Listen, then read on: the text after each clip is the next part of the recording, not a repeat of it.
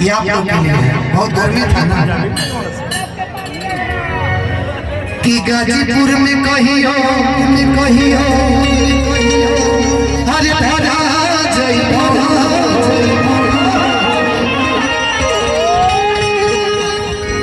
कि गाजीपुर में कोड़ा जइबो। संजय भैया का आगमन हो चुका है। राजेश भैया मैं चाहता हूँ कि थोड़ा सा आगे आ जाए। संजय भैया आ जाइए। गार्जियन हम सभी के संजय यादव भैया का आगमन हो चुका है। मैं चाहता हूँ जोरदार तालियों से स्वागत कर दीजिए संजय भैया का।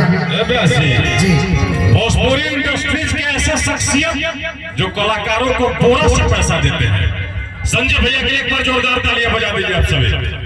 ये शख्सियत ऐसे हैं पर्स में नहीं बोरा से व्यवस्था करते हैं कलाकारों के लिए। और हिंदुस्तान में कलाकारों को मानने वाला कश्मीर से कन्याकुमारी तक कोई है तो हिंदुस्तान को उस मिजाज का नाम है संजय यादव। मैं चाहता हूँ एक बार जोरदार ताली और भैया के लिए बजा दीजिए।